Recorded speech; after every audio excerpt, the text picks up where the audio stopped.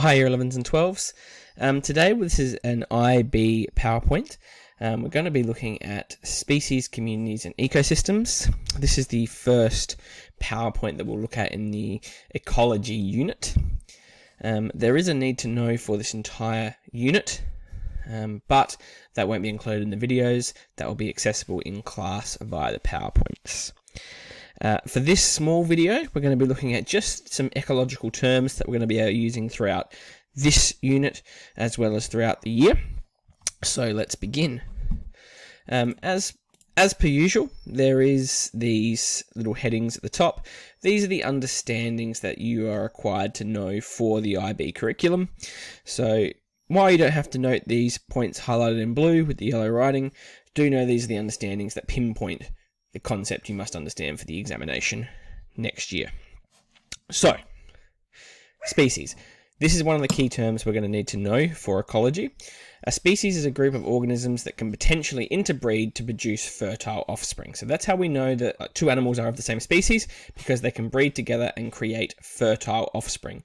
Now, when we say fertile offspring, that means that they can physically produce their own offspring. Okay. Generally, different species will stay distinct from one another without crossing over. When two species do cross over and breed together, that's known as crossbreeding. Okay.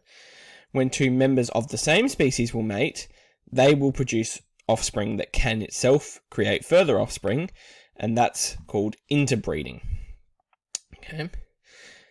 Like I said before, occasionally different species will mate together in crossbreeding, but crossbreeding, so thinking about things like a horse and a donkey breeding together, now that's the type of crossbreeding, that results in a mule, and the mule is infertile, it can't create its own offspring.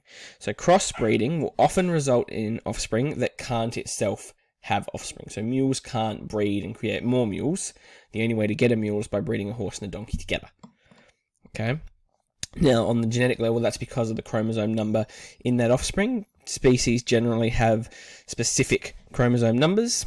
So when they breed with a different species, that chromosome number doesn't line up, and their offspring has an odd number of chromosomes, which won't allow them to line up in crossing over in meiosis. We'll talk about that more in genetics. But for now, know that when crossbreeding occurs, so two species breeding with each other, the offspring, if it survives, is often infertile. Another term that we need to know is populations. Okay, a population is a group of organisms of the same species all living in the same area. So like we've got in this picture here, we've got a group population of penguins. They're all the same species. They're living together in one population. If two populations of a species never interbreed, they will, so this is talking about two populations of the exact same species in different areas. If they never meet and they never breed, eventually they may develop differences in their characteristics. And if that continues, they will eventually change into new species, two different species, and not be able to produce fertile offspring. Okay? Two different populations of the same species that never meet and never interbreed are still considered the same species, as long as they can meet and create fertile offspring. Next term that we need to look at is communities. A community is formed by populations of different species living together and interacting with each other in that environment. Okay, so again in this diagram here, we've got a population of antelope, we've got a population of lions, although there's only one lion in the diagram. Okay, these are two populations living together, interacting. It's not positive interaction for the antelope. The lions are going to be feeding off the antelope, but it's still an interaction nonetheless.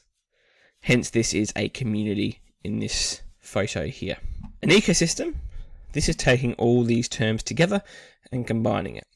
So an ecosystem is when a community is interacting with its abiotic environment. Now, every organism has a habitat, and that habitat is the position or the location where that living organism can be found. Okay, and that's generally made up of its abiotic environment. So an ecosystem is just an organism interacting, or a community, interacting with its habitat. Okay, we can kind of see an ecosystem, lots of different communities interacting with their abiotic environments as well as their biotic environments with the other species in this diagram here.